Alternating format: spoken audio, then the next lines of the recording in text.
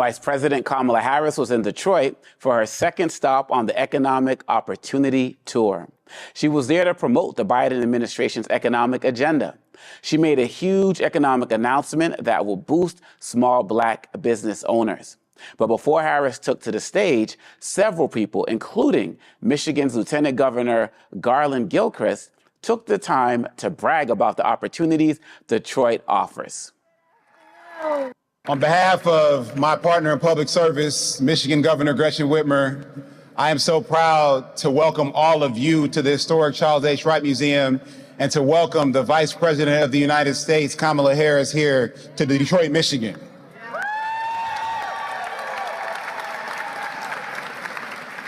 Now, she's joined here on this visit and this important set of conversations around the country about economic opportunity and agenda that works for everyone. That's something that we understand here in Michigan, especially in the city of Detroit, a city that has historically defined wealth creation for the Black community here in America.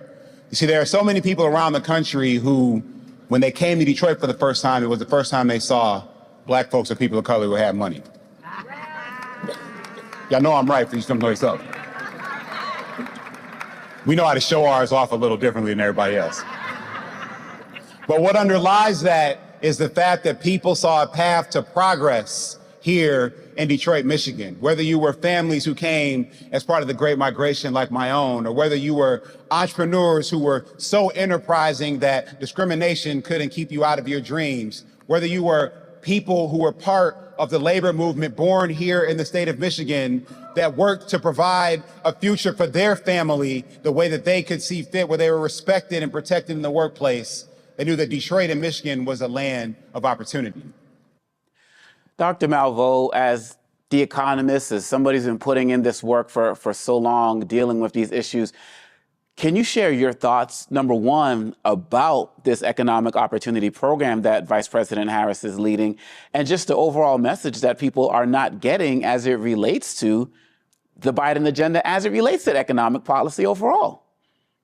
You know, the Biden-Harris administration has done really a brilliant job in drilling down on what is needed in the African-American community. They focus on entrepreneurship. They focus on employment. They focus on HBCUs. All of these things are pivotal. And the brother, I just adore him, the lieutenant governor from Michigan, who talks about Detroit, talks about what Biden talks about. The role that unions play. You see, you did not have to have a college degree or even a high school diploma to be middle class in Detroit. You had to have a good union job. People 20 years ago with overtime were making over 100K as an auto worker. You know, they had seniority in this and this and this, but basically those were basic jobs. And those are the kind of jobs with the infrastructure program that President Biden is trying to encourage. If we're able to rebuild the Francis Scott Key Bridge over there in Baltimore, those are union jobs. You know, Obakongo, you know this as well as I do. The minimum wage at $7.25 an hour is an insult. That's right. Now, it's not, you know, half of the states don't have it. Many states, D.C., you know, we're 17 and change, California 20. But by and large, if you're in Mississippi, Alabama, Louisiana, Colorado, those old Confederate states, they're making very little money. So I do not understand. And then you look at the program, it's a brilliant program, and it speaks to us.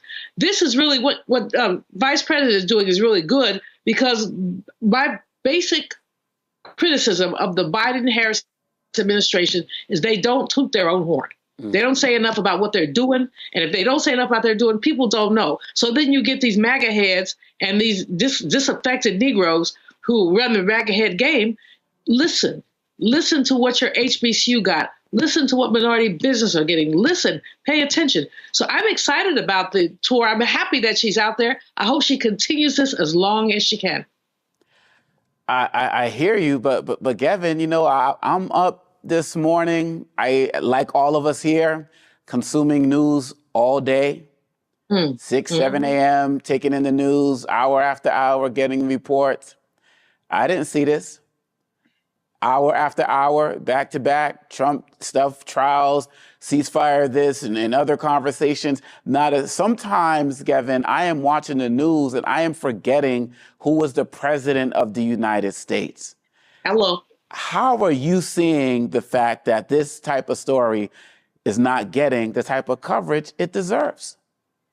So you hit the nail on the head. I think right now we're in this media climate in which the controversy, the juicy, the salacious, that's what sells. So you take the former president, a hush money trial involving a sex scandal, and that same person is running for president again. That's the perfect storm of what the news media, of what cable media wants to cover. We also know, though, that the way we consume media, especially young people, is changing. A lot of people are going onto social media more these days, getting their news from Snapchat, I think, if that's still a thing. Snapchat and TikTok and all these other news sources, right? And even more so on social media are those juicy rumors, the, Drake, Kendrick, like all of that feud. That's what people are talking about. I think it's a darn shame that the real substance of the issues are getting lost in all of that, right? And what's interesting is that when I talk to people, I mentioned to them that, I used to work for the vice president. A lot of them, and the media seems to think that there's a lot of negativity around the VP, and that might be true for some people. But what I hear from most people is that they like the VP. They just feel like they don't really see her enough. They feel like they don't really know her. And what I hear from a lot of them is that they want to see more of the VP.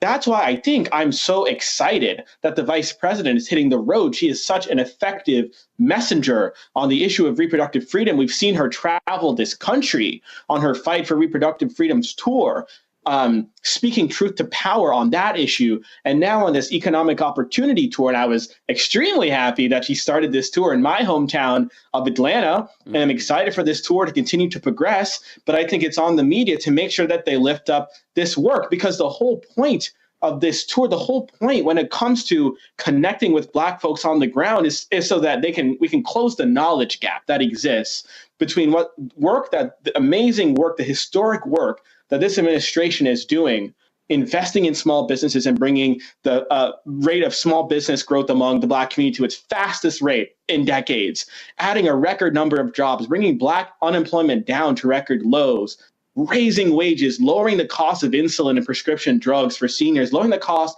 of childcare, taking historic actions to forgive student loans. This is incredible, life-changing, generational altering work. But the unfortunate thing is that there are a lot of people on the ground who just aren't tracking. And so it really, I urge in the strongest terms, the media to cover this work, right? I think a lot of people, like I said earlier, are still very checked out on these issues, are checked out on the election. It's still a little bit a ways away. People are going to wake up soon. But it's important that between now and then, that the campaign, the administration continues to deploy their strongest messengers. And to me, that includes the vice president, to lift up so much of this work, to educate, to connect with, first of all, especially our Black voters, and then educate them on this work and convey to them that they want to build on that work. They want to build on the work I just mentioned. They want to work at issues like making housing more affordable, right? Continuing to lower costs. And so I think this is the kind of meaningful engagement, education, and activation that a lot of us were looking for from the ticket. And I'm excited for them to continue on with it. And I'm excited for the VP to continue traveling this country to lift up this really amazing work. Absolutely. And Don Graves Jr., Deputy Secretary of Commerce, Economic Opportunities, also spoke.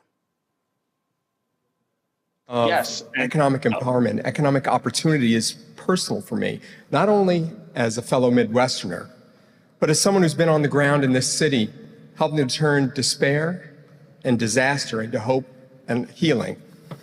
During the Obama-Biden administration, after years of underinvestment and disinvestment, and after the Great Recession had swept through Detroit and the rest of the country, leaving the city in bankruptcy, I was asked by President Obama and then Vice President Biden to be their point person on the recovery of Detroit. It was some of the hardest but most rewarding work I've ever done in my life. And I don't need to remind folks in this community of the challenges that you faced, but together with the mayor, with local elected leaders, with the community, with stakeholders all across this region, we worked together. The community came together focused on rebuilding the city infrastructure, city services, creating a new economic development strategy focused on creating quality jobs, investment opportunities all across this community, even where Wall Street wasn't able to find them. And even during such a challenging period, Detroiters never buckled. Together, you all, with our support, drew up a roadmap to recovery, a recovery I think we can all now confidently call the Detroit Renaissance. Today, we're in the middle of an increasingly competitive global economic environment with ever more aggressive competitors and adversaries.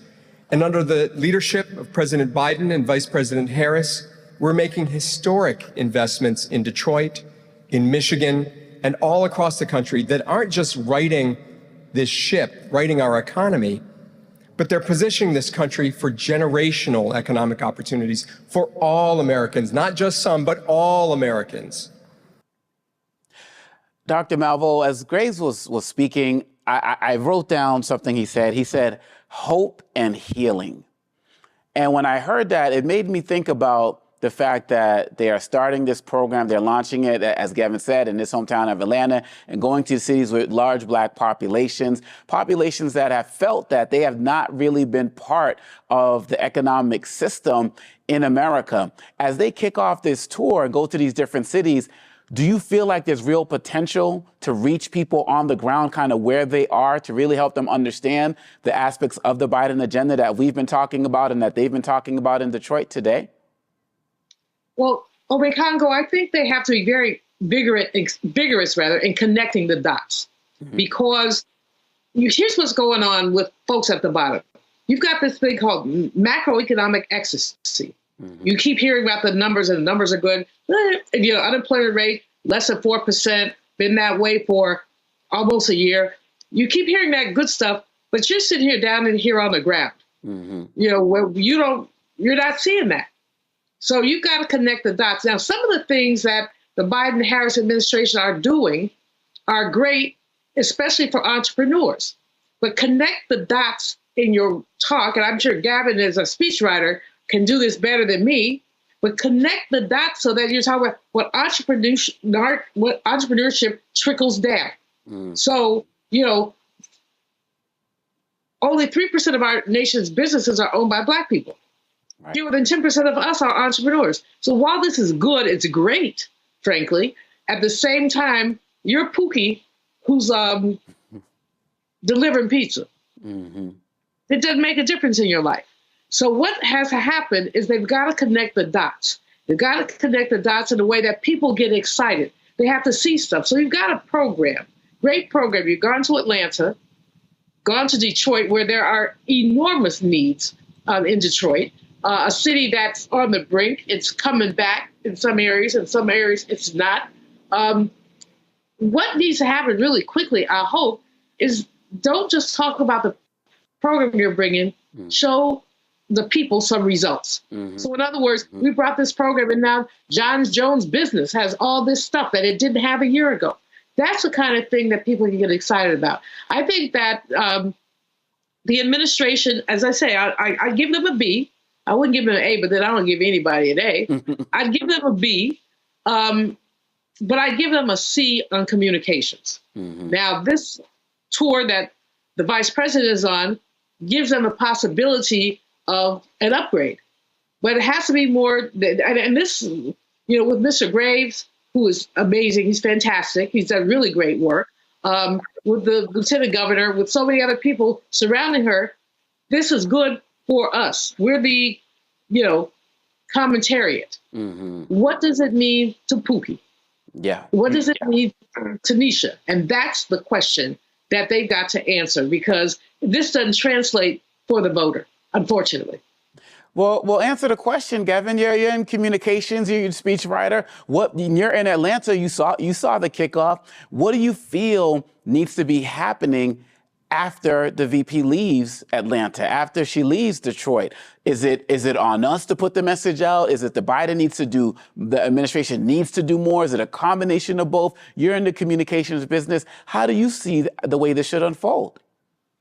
So I definitely think there's a role for each segment to play. I think let's start with the administration / the campaign. They're sort of, I guess, associated together at this point in time. I think it's important that they make clear that this tour, that these stops along the tour are not just, whether it's the VP or the president coming in, making a speech and then coming out, right? The sort of in and out. I think it's important that the campaign makes clear that that's not what these engagements are about. These engagements are about actual, intentional, authentic, genuine touch points with communities that have really been left behind, that have not been engaged by political leadership over the decades. I think right now there is a lot of distrust between folks on the ground in communities like Atlanta or Detroit or you name it, and sort of the political ruling class, let's say. I think a lot of folks on the ground just don't feel like, whether you're a Democrat, whether you're a Republican as president, they don't really feel like the political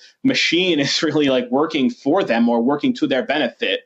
I think that's why Donald Trump has been able to tap into sort of that populist political movement right now, and sort of posturing and pitching himself as being, for the people, and, let's just burn the whole thing down. I don't think that's the right approach. And I, in fact, think that this campaign, that the administration is showing the intentionality in their approach that they ought to. But I think it's important. And what you're seeing is that the campaign, if you're looking, of course, I keep very close tabs on this. I was I was connecting with the vice president's head of coalitions on the campaign recently, who's actually from Chris Scott, who is from Detroit, I believe. And so we were talking strategy, throughout the course of our meeting. But what you're seeing is that you're seeing states across the country. The campaign is building out a very robust on the ground states operation. That means that although we're looking at the vice president making a speech, in Atlanta, and then we're seeing her make a speech in Detroit, that work is, the work goes on after she leaves. You have really robust state teams who are doing the work in each and every one of these states to make sure that communities on the ground feel that engagement, even when a principal, whether it's a president or VP, even when they're not there. Right. But what you're seeing on the other side, by contrast, Donald Trump claims through all of his insulting pandering to the Black community that he wants to win the Black vote. Well, actually, what you're seeing is that his RNC, and I say his RNC because he handpicked the leaders of the RNC, including his daughter-in-law, what you're seeing is the Republican National Committee closing down the minority outreach centers. No, you're absolutely right. That they claimed were going to be, reaching Black and Hispanic and whatever voters. And along with doing that, they're firing the people of color who are working there. No, you're absolutely right. And I feel like as we get to, hop into this break, you're talking about these plans. We still have yet to see a Trump economic plan. And so we're looking forward to talking more about Biden's plan. Definitely. We're going to talk a little bit more about that shortly. You're watching Roland Martin Unfiltered on the Black Star Network. We'll be right back. Fanbase is pioneering a new era of social media for the creator economy.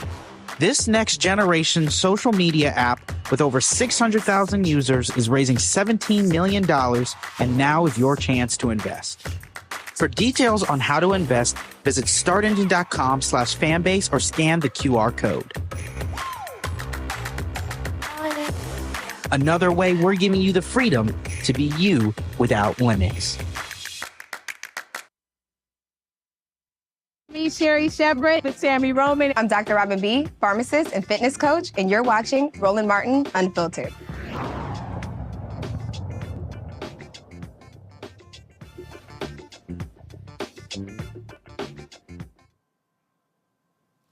And family, now we are going to toss it over to Roland Martin, who has been traveling with the vice president talking about this economic opportunity tour. What's up, Roland? Hey, folks, how you doing? We literally just got off of Air Force 2, returning back from Detroit with Vice President Kamala Harris, where she spoke at the Charles Wright Museum of African American History, focusing on economic empowerment, but speaking specifically what the administration has done as it relates to African Americans. The Small Business Administration, the Commerce Department have all been involved with that. Joining me here is the Deputy Administrator, Dilawar Saeed, who's with the Small Business Administration. Glad to have you here, Roland Martin Unfiltered. One of the things that we talked about on the plane, I asked you the question about building capacity. because it's one thing to talk about small businesses. It's one thing to talk about small businesses, but it's another thing to build capacity, to be able to grow those businesses. How is SBA really focused on that? Absolutely, Roland. First of all, thanks for having me here. Thanks for joining us on the Drive to Good For It. I'm an entrepreneur, so I can tell you firsthand, having built companies, it's one thing to start a business. It takes a lot of effort and capacity building to grow the business and then eventually be able to create jobs. So we are very focused on making sure that we have access to capital, and SBA access to resources and building capacity. For the second year in a row, we crossed $1.5 billion in SBA-backed loans to African-American-owned businesses. That's a record. We still have long ways to go because we have systemic barriers that we will overcome that will be essential for this community. But when it comes to access to finance, we are on the right path. Second, in terms of building capacity, there are 68 district offices SBA has across the nation, including in Wayne County, Detroit. Right? Today you saw our people on the ground in this resource field. The VP is bringing the whole of government, if you will, the doorsteps of our communities, right? We're doing this kind of intentional outreach across the country, not just when she shows up, but also when the rest of us travel, and also locally we're doing this. And the third is we also expand our partnerships.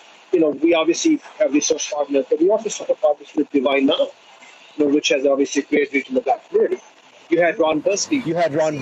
Chamber introduced our express. Right? He represents many Black chambers across the country. Mm-hmm. We are partnering with them, making sure that folks know how to get access to resources, mentoring folks on how to get a contract, how to get in the certificate process. Once you get a contract, how do you actually get to work?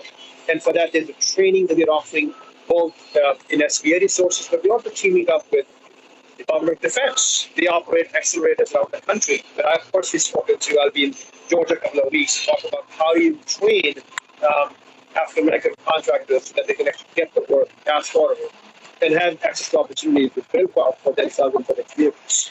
One of the things you mentioned was the 8A program. Obviously, a number of programs have been under attack. The Supreme Court outlawed affirmative action in college administration admissions. You had a lawsuit in Tennessee. Then you also reported the lawsuit, the judge of the city out of Texas regarding the MBDA.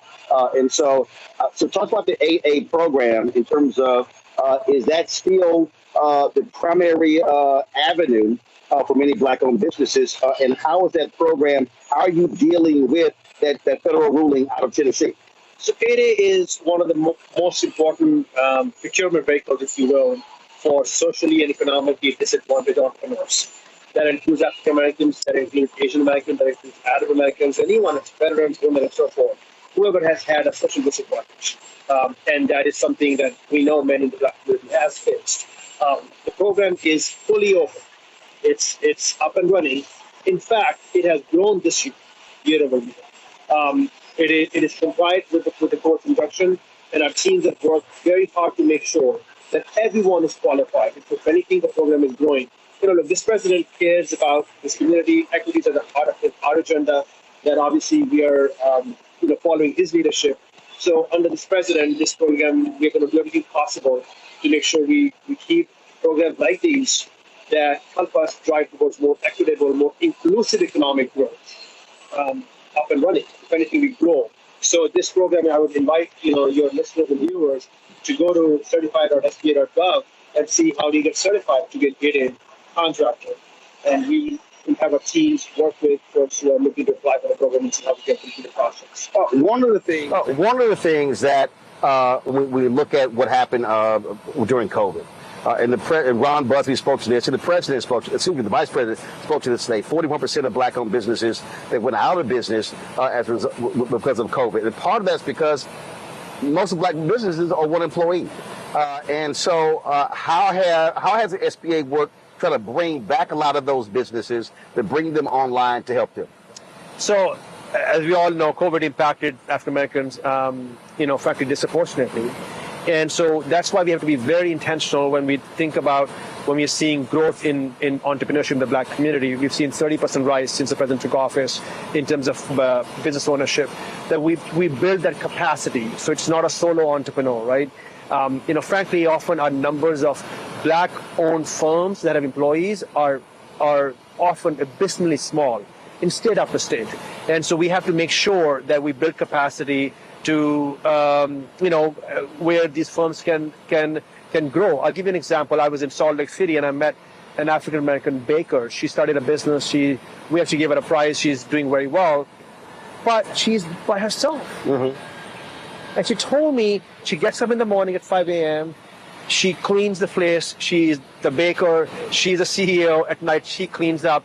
And this is what we see story after story. So by making sure those entrepreneurs can access loans that previously, quite frankly, often were not within reach, they can probably think about working capital, investing in a team. So one of the things that we are very proud of with SBA is we have streamlined the process to apply for a small dollar loan. Not everybody needs a $400K loan. Right? You may need $20,000, $30K, or $40K, right? Or $10K. You should be able to walk into an SBA-backed bank or a regional bank and apply that loan. So we have now streamlined the process. You only provide 20 pieces of information versus a lot of paperwork to make it simpler for you to apply for a small loan. By making that change that we did last year through our own, streamlining our process, we've seen small dollar lending go up 20% in the first quarter fiscal year. But it is a reminder that when you have an intentional policy, right, that reflects our care for our people, you see the impact, right? Still long ways to go. To your point, so many businesses went under. They want to come back. We're seeing the resurgence coming in. But we also need to make sure they have the capacity. And the story that I shared with you, the stories are all across the country. And we need to make sure they have access to resources, access to also assistance or mentorship, that they can actually build their businesses and grow and have some scale. A couple more questions. One, access to capital is one thing. Access to contracts is another. And I've used this example for myself. I have a small owned business, started with 7 people, spent $350,000 of my own money. We've hit $3 million in revenue in the last 3 years. And I've been in the black. I've been profitable since March 2020. I don't need capital. I need contracts. And so that's also a barrier there in terms of being able to access those contracts. And so from a governmental standpoint, how have you been trying to clear some of that? Because under the previous administration, they bundled lots of contracts and made it harder for small business folks to apply. Now you're unbundling. But the other thing is, how are you encouraging corporations to also understand that, hey, when you provide contracts, that's also capital? Correct. So the United States government is the world's single largest purchaser of goods and services. We spend $700 billion a year on purchasing goods and services, right?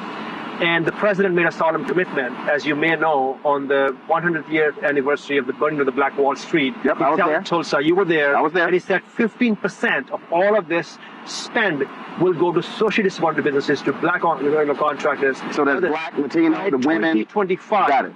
Now, we did north of 12% last year. This year, the target is 13%. Next year, 15% of all this government spend. To your point, how do we make sure that once you get a contract, first you even get a contract, right, things we're doing, and I'm personally been very involved with this, is to make sure that we direct our federal partners to make sure that they're looking at small businesses. And the rule of 2, it's a technical term, but if there are 2 or more small businesses that qualify for a good and service to provide to federal government, we are directing the federal agencies to now give them contracts. Right, that number is up. So, for example, this year, it's a record that 28% of the entire federal government spend went towards small businesses, because now we are intentionally directing these workers into small businesses. By the way, not just that, also making sure that you actually get the task order. Right. You actually get the work.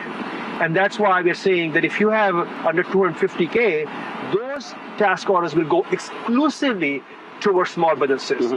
Third, let me also bring up the point of actually performing well with contracts. I've been a business owner myself. Getting a contract is only the first step. You've got to succeed with it, right? So we have training. We have relaunched a training called Empower to Grow. You now get one-on-one mentorship and advice on how to succeed on a contract, how to make sure that it's a referenceable customer so that you can land more customers, more contracts in the future. So look, it's all of these things together, and it's something that SBA coordinates across the federal government. We work closely with Department of Defense, DHS, HHS, and others, and we'll keep at it. Well, one of the things that I know specifically, we talk about black-owned media, and Congressman Eleanor Holmes Norton, Congressman Hank Johnson has been really aggressive on this, because federal government spends about $1 billion, only 1% goes to black-owned media. And so part of the problem that we have is knowing out of all of the agencies, what advertising agency controls the contracts, knowing who to call, knowing who to apply to. So a lot of the problems that we face in the general sector, corporate America, same thing happens because the same agencies control the federal government. So one of the things that I suggested to with Don Craven, who's at NBDA, I said, is if the federal government creating essentially what is his own, like a fund. So let small businesses and black-owned media know, hey, here are all of the, this is who controls the ad dollars for every single department. So you know exactly who to communicate with, because frankly, it's hard to actually discover that. And you know, you're talking again, it's $1 billion spent, and only 51 million goes to all of black-owned media. So that's one of those ideas. It's helpful because frankly, it's hard knowing who controls what, who has what. So we don't know who to apply, and then all of a sudden, when you find out, oh, money's being spent, sorry, it's too late. Well, that's why we have to do better outreach, right? And that's why we are doing this accelerated training. That's why we did what we did today in Detroit. We brought this resource fair in Metro Detroit, in downtown Detroit. And of course, we can't scale with the vice president doing it herself everywhere, but we are doing this at the agency level. I travel, our administrator travels. We bring these resources to people and say, look, this is how you navigate government. This is how you navigate agencies. Because you're right, it is challenging to navigate, right? It's a bureaucracy. But, you know, when you believe in delivering for the people and you believe in democracy, you want to bring the resources to folks. And let me tell you, Roland, there is enough resource in the United States government. Issue is lack of awareness. Right. And that is in community after community. But we have to make it an effort, intentional effort, to see them. So when the president sets up a target of 15%, using it below the pulpit against the backdrop of Black Wall Street burned down 100 years ago, that means something. That means that you have action plans, agency after agency, that is now required to deliver on it. Like I'm required to deliver on it, right? And so then we will do that outreach. So we're seeing it on numbers. We still have ways to go, just given historic barriers that many in our communities face. All right. Well, look, we certainly appreciate it. Thank you so much. Glad to have you on the show, so appreciate it. It was quite a whirlwind day. We left Washington, D.C. around 11 a.m. flying to Detroit when we, of course, Vice President Kamala Harris, as she greeted several officials, including Energy Secretary, who was a former governor of Michigan. She traveled with her on this trip. In addition to, you also, of course, had the deputy number 2 at the Commerce Department. Now, Jennifer Granholm was former governor. Now, this video here is when we landed in Detroit. She was met there by the U.S. Trade Representative as well as Lieutenant Governor of Michigan, Gilchrist, and his wife as well. And so that's how the day started. Then we traveled to a black-owned restaurant in Detroit, an opportunity for the vice president, to visit with them. It's Joe Lewis's Southern Kitchen. And so it was great to be there. A lot of Black Star Network fans there as well. And so they, of course, greeted the owners of the restaurant, and Vice President had the opportunity to chat with several different people, including this little young girl right here. When she walked in, that was a huge ski-wee that went out. Her sorority sisters were there as well in the room, and so we had an opportunity to, of course, see the folks there. And she also had opportunity to speak with the owner of the restaurant to talk about Black-owned businesses and talk about what some of their issues and concerns are. Let's play some of that.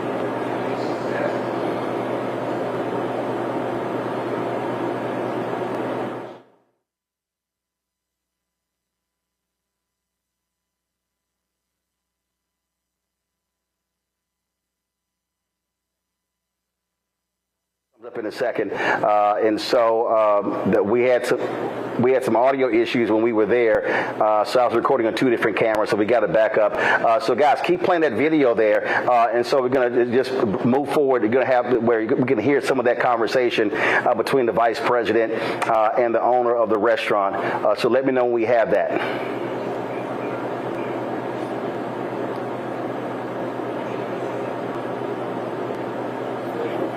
So it should come up in just a second. All right, so what we do is we'll post it on social media, and we'll have that later. Now, after we left there, we then traveled to the Charles Wright Museum of African American History, where a packed room was awaiting the vice president. We already played for you some of the sound bites from various people who spoke before her, and of course, we played Lieutenant Governor Gilchrist. Here is the former governor of Michigan, as well as the Energy Secretary Jennifer Granholm. Since the president's agenda was passed, the Department of Energy alone has committed more than $6 billion in grants and loans benefiting Michigan. And that just pales in comparison to what the private sector is doing in Michigan between the tax credits and the grants that are happening. So in Michigan, just in the energy space, we have seen 50 companies announce that they have come or are expanding in Michigan to manufacture clean energy products. 50 companies that have said we are going to come and hire people in Michigan, hiring more than 21,000 people, $22 billion in investment, good paying jobs. Good paying jobs. You know, so as factories go up, as cranes start to appear and people wonder, can I get one of those jobs? So we are, you know, for companies, there's no shortage of a desire for talent. And for folks out here, there is no shortage of talent. So we got to connect talent and those who want to hire folks. So as of today, I just want to say applications are open for a first of its kind fellowship that'll help ensure that local workers can get those jobs. The program is called Readiness Accelerator for Major Programs, or RAMP. And what it is the connective tissue between a job provider who wants to offer a job and a worker who wants to get a job. And we are asking for folks to apply for these RAMP fellowships. And for those who might be interested, we want you to go to energy.gov RAMP to learn more and apply.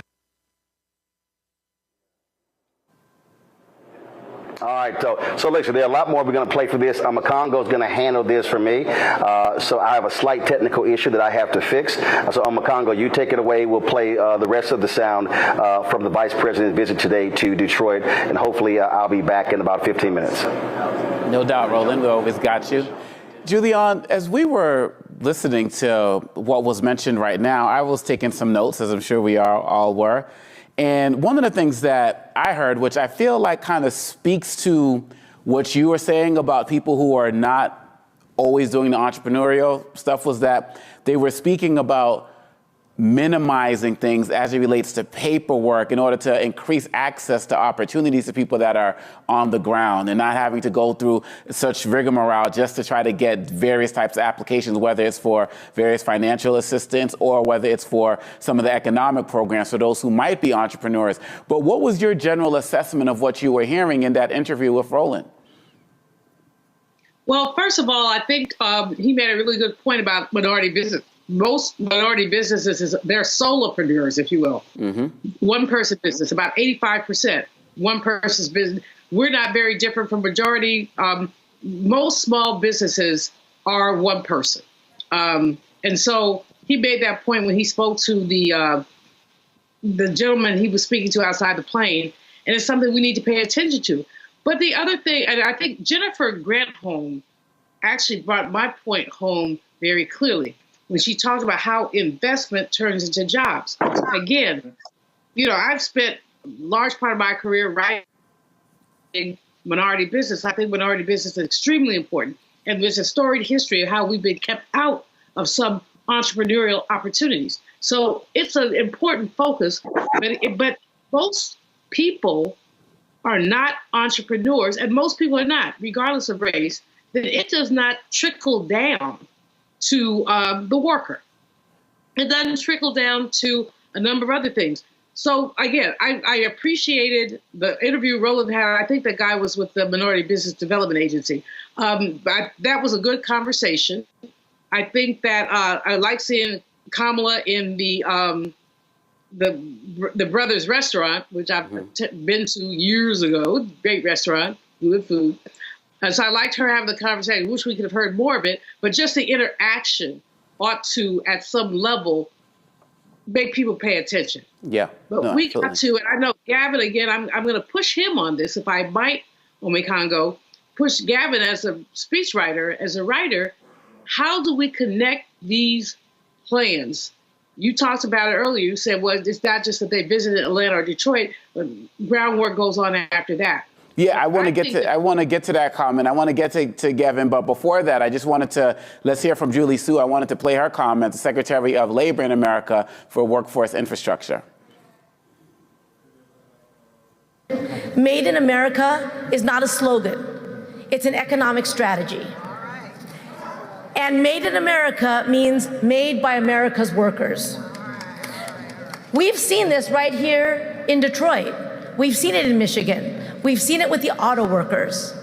Last year, through their strength and solidarity, the United Auto Workers not only reached a historic contract with 25% wage increases and improvements to health and retirement benefits, but also showed what it's like when workers have a real seat at the table.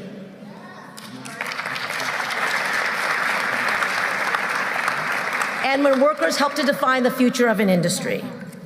They show that Made in America is a strategy that benefits both American workers and American businesses, ensures that we can protect our climate while growing good union jobs, and we are here today to support a longtime iconic American industry and set us up to lead in the future by making sure we have a resilient and strong supply chain that includes small and medium-sized businesses, and where workers who make profits possible share in the prosperity.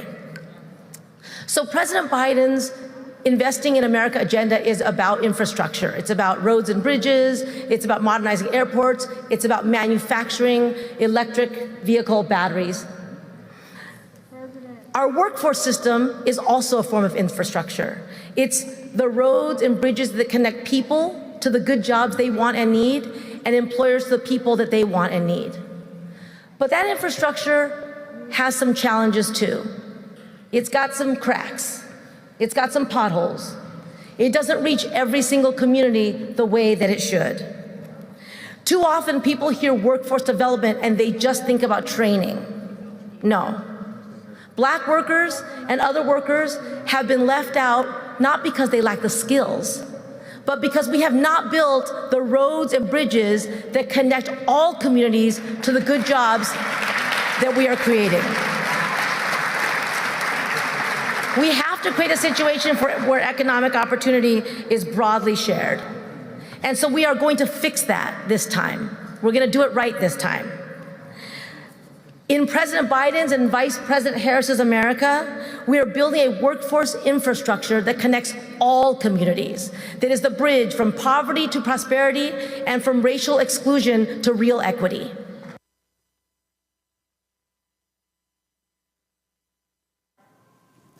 So, Gavin, kind of going off of what Juliana's asking, and we heard from Sue's comments as well, talking about these incredible programs, and then Dr. Malvo also talking about the messaging.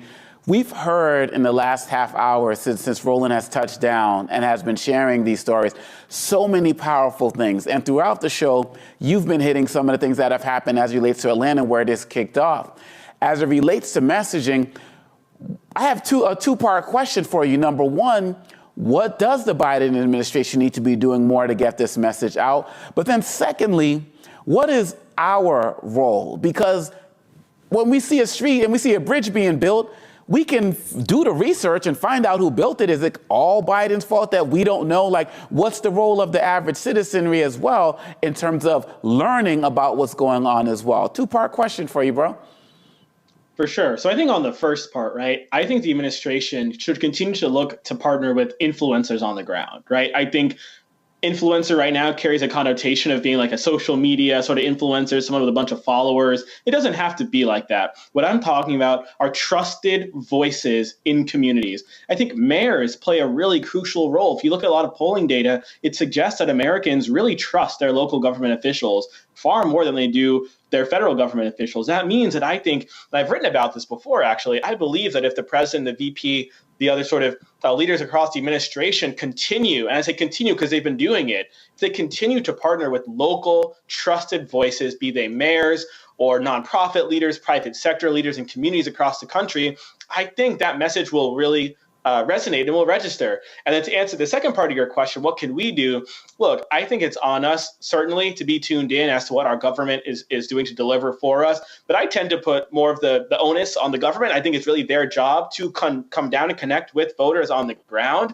But I think we certainly have a responsibility to stay plugged in as to what's going on, to demand that our news media covers these stories, because the news media will cover certain stories in response to what they feel like their readers want to learn about and know about. And so I think it's on us to read those stories so that the readership and viewership numbers can suggest to the news media companies that we do care about these issues. No, absolutely. And I feel like when we're looking at this, Julian, I feel like there's another aspect of it that needs to be discussed as well. When people are talking so much about the youth vote, right, and we're talking about economic policies that are being put in position right now, do you feel like when it comes to young people and people that you're encountering that people are even going to be looking at this as something that is, hey, this is great now, but what does this have to do with me in the future? There's kind of this microwave society mindset that we're seeing where people are just growing impatient with what they're not seeing in front of them right now. Do you feel like this is something that can help quell those concerns? I'm not sure. I think the youth vote is a hard nut to crack. There are many young people who are very highly motivated to vote. They get it. They're looking at the orange man. They don't feel it. And so there are lots of young people. And again, we've got a great chasm, a great class divide in terms of who is motivated and who is not. And again, I have to keep picking on Pookie. I think he's one of my cousins. But, we want to figure out how to get Pookie out to vote. Pookie at this time is either indifferent. He might be kind of leaning in either direction, but he's not keeping up with it. And so, Gavin, one of the things you said that I won't say I'll take issue with, but you said it's our responsibility. Well, whose responsibility? We know that the newspaper industry is shrinking. We're not getting the news that we used to get. We know that the media space, the internet space, is highly polarized and biased, if you will, one way or another. And so to say we, what you mean we, black man? I mean, who we are you talking about? A lot of younger people don't read newspapers. They get their news from Fox or from someplace else. But I'm not picking on them. I'm just saying we eliminated civics in our lives. What I'm saying is, I don't know what it takes to get young people involved, but we have to make that our It's 8 o'clock. We are going to definitely come back to that because I feel like, Gavin, I know you have a lot to say on that. Let's also hear what Ron Busby Sr., President and CEO of the U.S. Black Chambers Incorporated, has to say as well. For many of us, the wealth gap has been a conversation that we have had for hundreds of years. Our black families and white families just have a huge difference between the financial wherewithal of our communities. The only way you can truly find solutions is through good policies. Policies that are intentional, transparent, and accountable. That's what today is all about. This administration is addressing these major challenges, such as reviving Main Street America post-COVID. You see, during the first 3 months of COVID, between the months of February and April of 2020, we lost 41% of all black-owned businesses. Roughly 442,000 businesses closed. And when we surveyed them, they said it was because of lack of capital and good information. This administration understood those challenges, and because of the work that they have done, over 75% of our businesses have reopened, gaining higher revenue goals than they have received in previous years.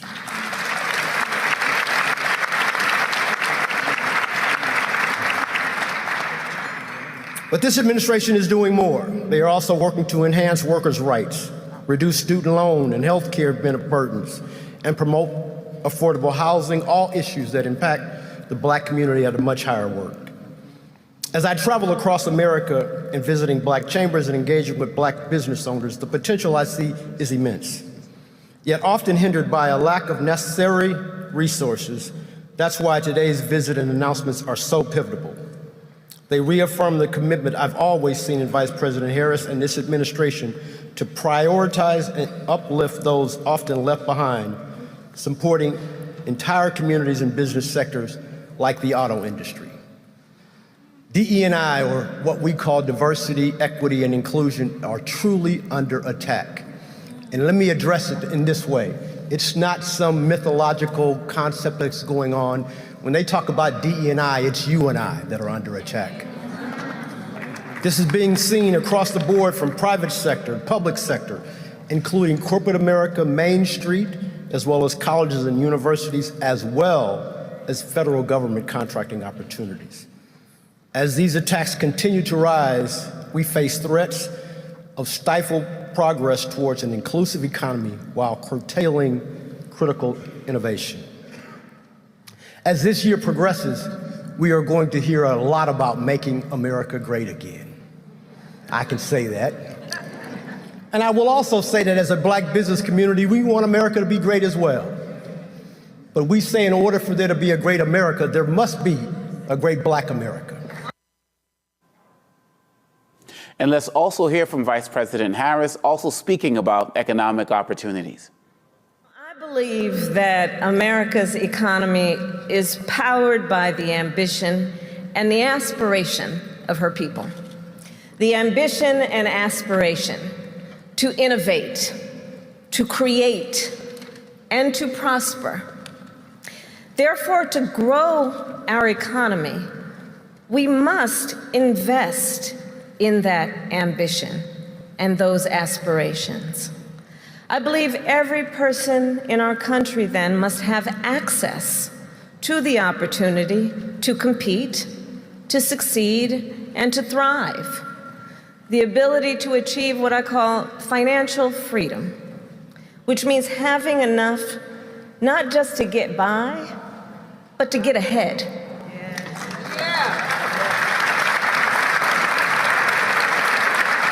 To be able to build a business, to own a home, to start a family, and to create intergenerational wealth.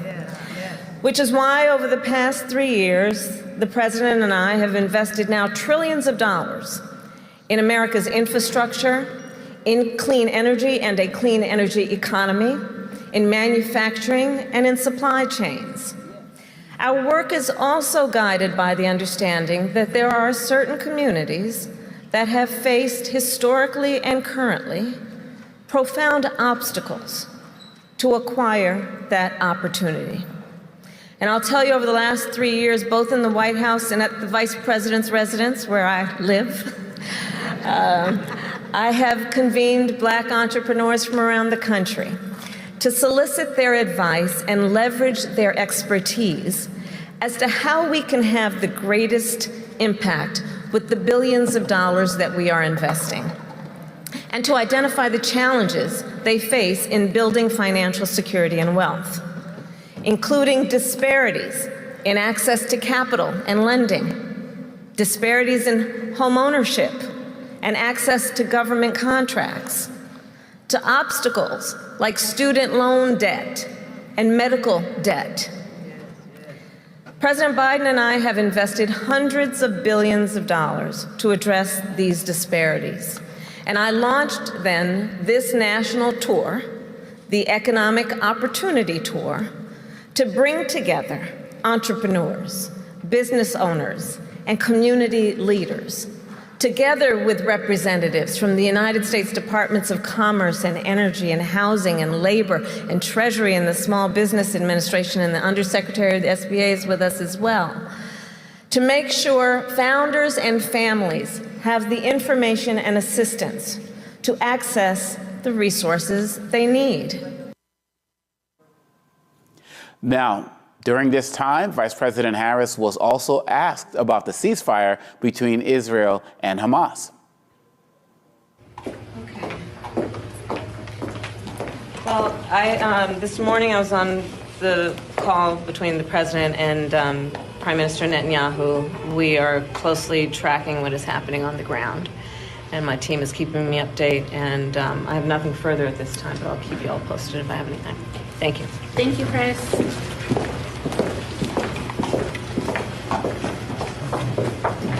We'll hold right here, guys. No, we'll get back in the van.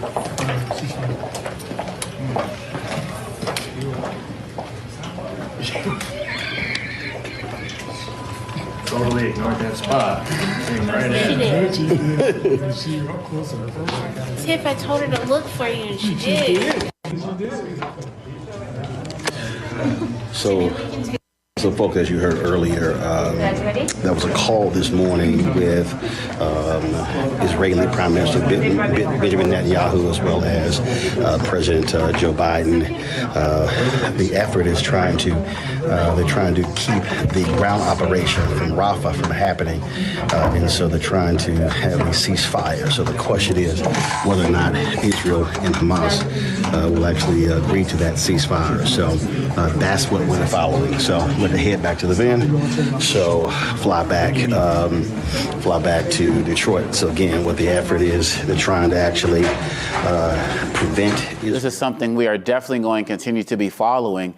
While Vice President Harris was on her trip, she also had a major economic announcement that she wanted to share as well. I am proud to announce we are investing $100 million in small and medium-sized auto supply companies, many of which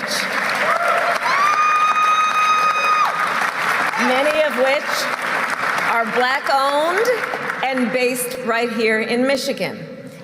These grants will allow businesses to upgrade production and production lines to produce parts for electric vehicles. I am also pleased to announce the launch of a new program that will match government-backed loans with private equity capital to help small and mid-sized auto suppliers access loans from $250,000 to $10 million.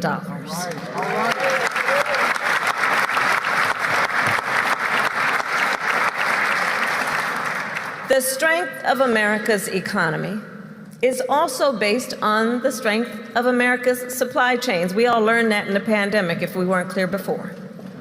This investment will help to keep our auto supply chains here in America, which strengthens America's economy overall, and keep those jobs here in Detroit. So as we wrap up, we wanted to get some final quick comments from you both as we heard about everything that's been going on today. It's been a jam-packed day. Gavin, what are your final thoughts as it relates to what we talked about today and what we're seeing from Vice President Harris? Yeah, so I'm just extremely excited again that this tour is happening. I think the fact that we're continuing to see this intentional engagement with Black communities across the country, whether in Atlanta or in Detroit or the cities we'll see the vice president continue to travel to, I think it's doing the real work of engaging with communities, of educating them on the work that's going on, and ultimately activating them to get out and vote in November. And one quote that the vice president shared with us today, she said that we all know Black entrepreneurs do not lack for ideas or ambitions, but they often lack the capital that is necessary to turn an idea into a thriving business. And so I think that perfectly encapsulates, we have a vice president, we have a president who gets the problems facing our country, especially for so many Black folks. And Dr. Malvo pointed out, not all Black folks are entrepreneurs, certainly not. And so the work that this administration has done to reduce costs, to create jobs, just the whole 9 yards. I'm excited to see this tour continue and to see the campaign, the administration continue to form relationships on the ground with Black folks and to partner with trusted voices to get this message out there. Thank you. Dr. Malvo. I think that Gavin has said something important about trusted voices. I mean, we've seen something that's 30,000 feet up. You're meeting with influencers, you're meeting with the lieutenant governor. I think it's great. I'm very excited for the administration to see this economic opportunity tour get out there. But at the same time, The issue is, how does the message get down here on the ground? How do we get to young people who are not thinking about entrepreneurship, although many of them are, and I'm very excited about this generation and the fact that they don't need permission, they don't need a pass, they're just going to go do what they do. So I love that.